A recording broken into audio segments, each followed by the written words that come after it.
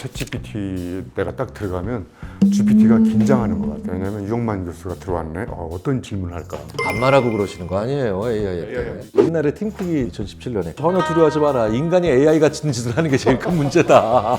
어려운 이야기를 무척 쉽게 설득하는 교수가 있어요. 보기 드문 교수라고 있어요.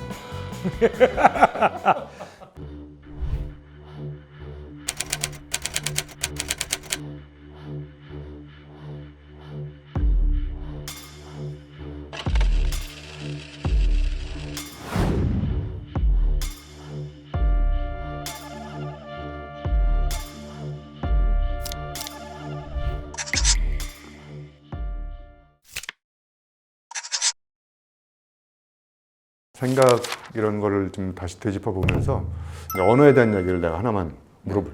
AI가 지금 사람 생각을 막 닮아가고 있고 AI가 쓰는 언어도 이제 막 사람의 언어를 막 능가하기 시작하고 있고.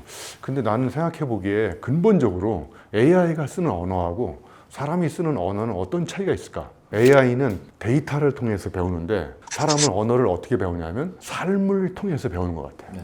똑같은 단어지만 그 단어에 담겨져 있는 그 사람의 삶의 깊이와 넓이, 애환, 뭐 희노애락 이런 게 모든 단어마다 다 다를 것 같아. 사람마다. 뭐 예를 들면 아파트 그러면 뭐가 떠올라? 윤수일이 떠오르지. 아, 싫어요. 아니야. 난 제니야. 뭐가 떠올라? 그러면? 요거 떠오르세요. 나는 아파트 건설 현장에서 일하는. 왜냐하면 내가 대학 다닐 때 건설 현장에서 뺑볕에서 벽돌을 날라봤거든. 저마다 아파트에 관련된 경험의 깊이와 넓이가 다 다르니까 그것이 연상되겠지. 근데 이제 AI는 똑같은 아파트라는 단어를 써도 다른 사람이 쓴 아파트라는 단어를 주워다가 편집을 할 것 같아. 나는 이런 게 AI가 쓰는 언어와 사람이 쓰는 언어의 근본적인 차이가 아닐까. 사실 어떻게 보면 정의하기 좀 어려운 측면이 있긴 하죠. 왜냐면 AI가 지금 이 순간에도 계속 진화하고 변화하고 있으니까. 우리한테 처음 왔던 GPT, 제미나이, 클로드 같은 이런 애들이 한 2023년 초에 딱 왔을 때부터 지금까지 언어의 추이를 보면 가고자 하는 언어의 방향과 우리 인간의 언어의 방향이 좀 다르구나라는 건 느끼긴 해요, 진짜. 이런 얘기를 저희 심리학자들끼리 많이 하거든요. 얘네는 확실히 패턴을 찾아가고 있구나. 패턴이라는 게 사실 반복되는 어떤 평균적인 회기점이 있는 거잖아요. 2023년보다 지금의 언어가 더 정확한데 AI 언어가 점점 더 패턴을 향해 가니까요. 그래서 더 흥미롭지 못해요. 정확한 답을 주고 있구나는 2023년 대비 지금이 더 맞는데 흥미롭지 못하다라고 하는 건 얘가 우리한테 미치는 심리적인 영향이 약해지고 있다라고 저희들은 생각을 한다. 왜 약해지는 거지? 왜냐하면 점점 맞는 대답을 하는 거죠. 이상한 대답을 해야 되는데. 그리고 벗어나는 대답을 할 때도 우리 필요할 때가 있잖아요. 남들이 다 내가 틀렸다고 얘기해도 내가 듣고 싶은 답을 해야 될 때가 있잖아요. 인간은 그럴 때 위안받고 아니면 점점 더 그런 언어랑은 좀 많이 차이가 나는 것 같던데. AI가 인간한테는 엄청난 강점이지만 AI한테는 치명적인 약점이 하나 생각이 났어. AI는 논리적으로 기대에 철저히 부응하는 대답을 쫙 해주는 것 같아. 예를 들면 AI한테 1 더하기 1은 뭐냐 그러면 AI는 뭐라고 대답해? 2. 근데 어떤 아이가 손 들고 1 더하기 1이 3이라는 거야. 왜냐면 자기 누나가 시집 가서 집에 왔는데 3명이 돼서 돌아갔다. AI의 언어는 철저히 기대에 부응하는데 사람은 가끔 기대를 망가뜨려. 그때 사람들은 이제 약간 재밌구나 이런 게 터지지 않을까.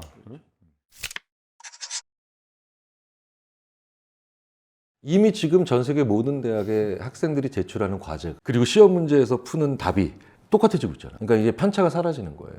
어떤 것들을 충족시해야 되는가에 대한 기준이 오히려 획일화되고 있으니까 그런 일들이 벌어지는 게 아닌가 싶기도 한데요. 요즘 근데 심리학에서 핫 이슈 중에 하나가 뭐냐면 AI한테 유머를 만들어 봐. 재밌는 얘기 해봐 라고 하면 얘네 곧잘 만들거든. 거의 인간 수준으로. AI한테 재밌는 얘기를 해줬어요. 어떤 장면을 보여주고 이 장면의 제목으로 사람들이 제일 재밌어하는 거를 투표로 뽑거든요. 그럼 AI가 되게 잘 틀려요. 사람들이 제일 재밌어하는 걸 못 고른다는 거예요. 그러니까 이 얘기를 놓고 저희들이 뭐라고 얘기하냐면 AI가 유머를 생산하는 능력은 꽤 많이 상승했는데 AI가 이해하는 능력은 여전히 조금 더 나아지고 있지 않다.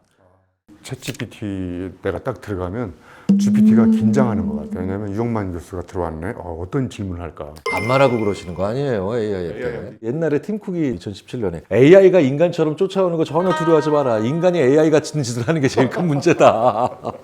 그러니까 굉장히 많은 지금까지 전문 연구자들이 우리가 엑스퍼트 전문가 집단이야 라고 하면서 뿌듯함 느꼈죠. 이제는 그걸로 먹고 사는 시대는 아닌 것 같아요. 그 능력이 불필요하다는 뜻이 아니라 그 능력을 어느 정도 가지고 있지만 그것보다 더 해야 되는 시대가 이제 열린 건 분명한 것 같아요.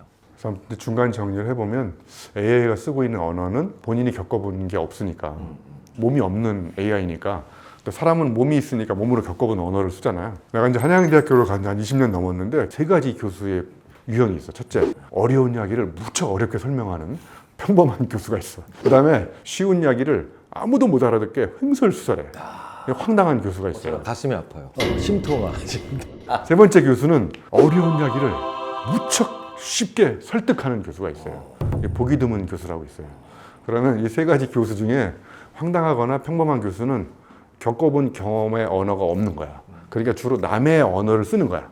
잘 이해가 안 가는 거지. 보기 드문 교수는 본인이 겪어본 게 경험이 있어. 경험을 자기만의 언어로 번역해서 몸의 언어를 쓰니까 이게 막 심장에 꽂히는 거야.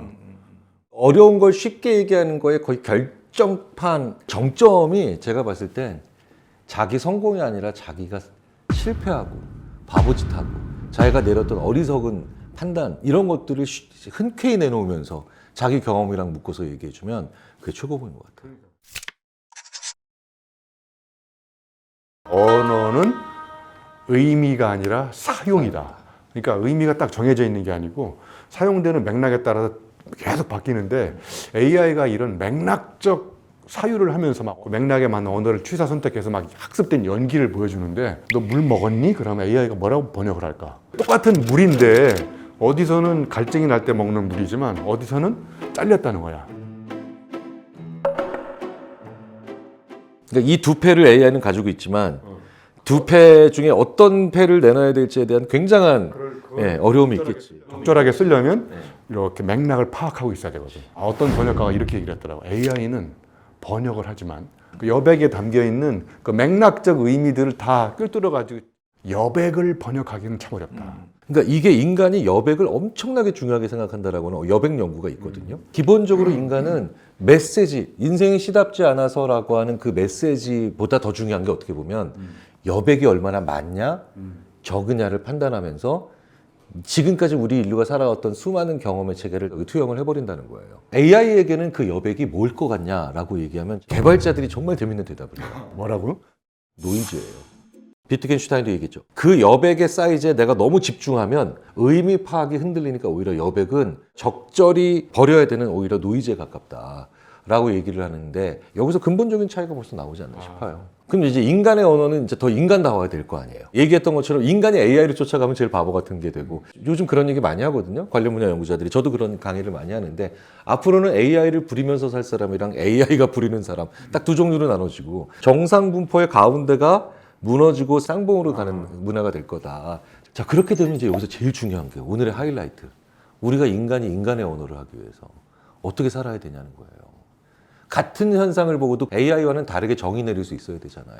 그렇죠. 정의가 바뀌면 이제 바뀐 정의대로 살아야 되니까. 인간은 질문하고 기계는 대답하고 AI한테 정의를 물어보면 AI가 이제 기존에 있는 정의를 막 편집해가지고 보여주는데 사람이 기존에 쓰는 언어를 정의를 바꾸면 바뀐 정의대로 세상이 보이지 않을까. 이런 걸 시인들이 너무 잘한다고 생각해. 반칠환 시인이라고 있어. 이분이 나이테를 보고 정의를 바꿨어. 나이테. 여름에는 그 여름의 연서, 연애편지. 그 겨울에 난중일기라고 표현한 거야. 왜 여름에는 연애편지고 겨울에는 난중일기일까? 사람들이 이제 생각을 해볼 거 아니야. 참 근데 머리 묘해진다 진짜. 이 사람이 이렇게 바꾼 거야. 여름에 왜?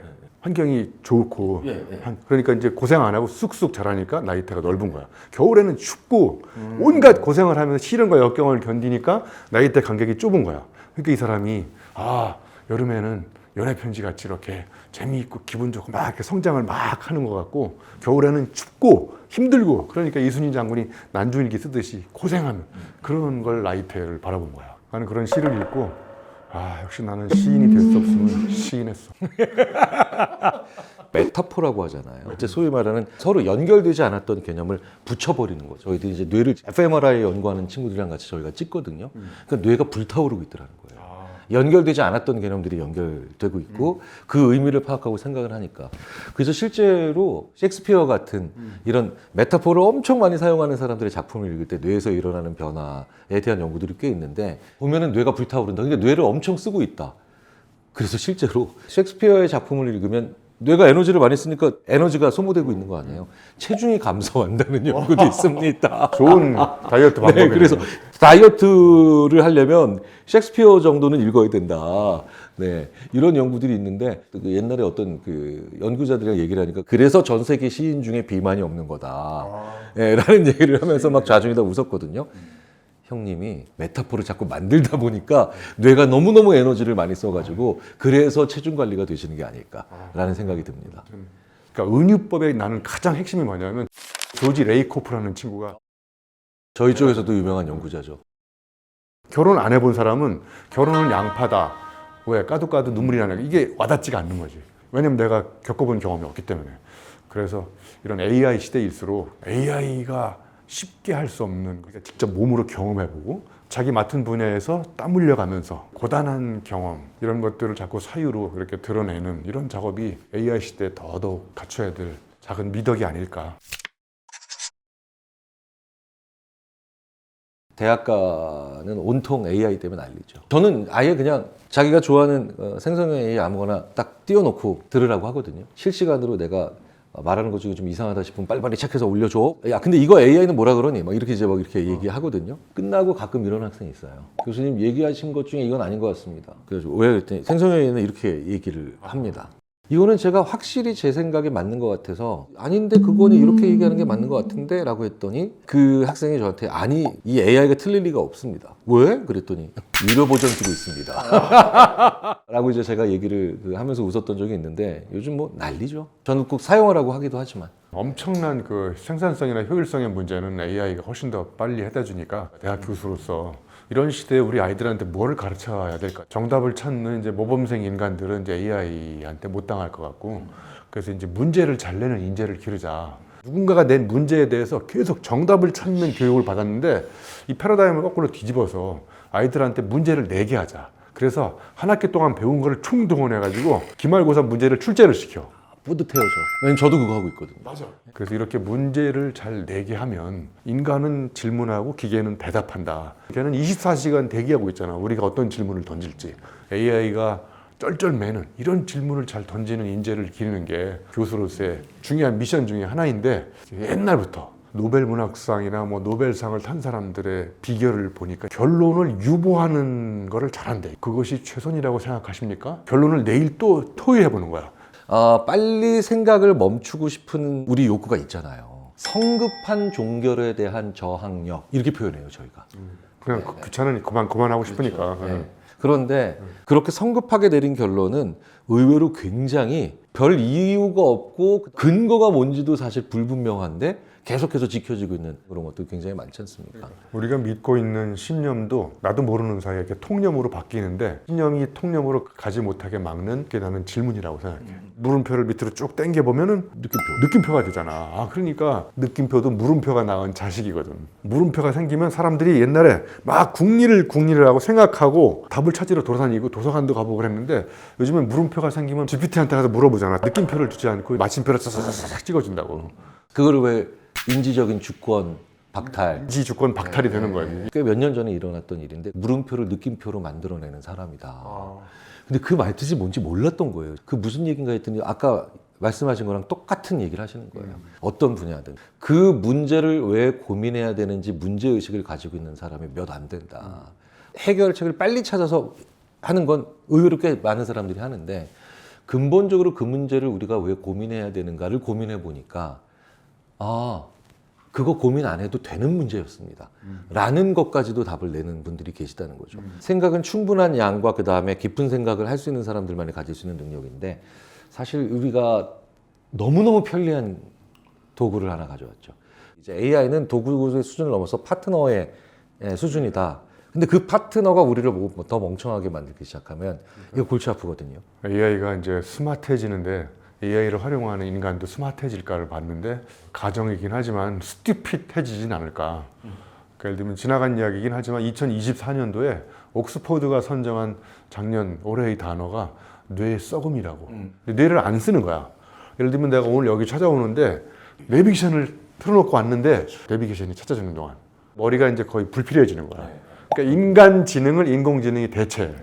그러면 사람은 이제 할 게 없는 거잖아. 어려운 문제를 만나면 물어보긴 하되 AI가 주는 답을 내가 재해석해보고 머리를 써가 저게 맞는 답인지 옳은 답인지 이런 걸 재구성해서 재해석하고 해보려면 내 안에 이 교양의 레퍼런스가 두꺼워야 돼. 어려운 문제를 만나면 머리를 맞대고 용불용설해서 머리를 자꾸 쓰면 멘탈 기능이 점점 활성화. 인지심리학자가 그런 거 잘 알잖아 또. 그러니까 요즘은 근데 그래서 아예 인지심리학자들이 이제 앞으로 이제 지능 지수를 IQ라고 표현하지 말고 IQ with AI. 소위 말해서 AI가 옆에 있을 때 IQ가 더 좋아지는 애들이 있고 반대로 AI가 옆에 붙으면서 IQ가 더 떨어지는 애들이 있는데 평범한 사람들이 줄어드는 거고 저 입장에선 그러니까 가운데가 없어지는 거예요. 근데 이게 단순한 기억력이나 아니면 뭐 계산기 같은 그런 수준의 일들이면 그나마 괜찮은데 종합하는 능력, 결정하는 힘이 아예 없어져 버리면 이제 소위 말해서 누구랑 결혼할까, 어디에 살 것인가 이 모든 것들도 이제 아웃소싱하게 되는 일이 벌어지면 안 된다는 거예요.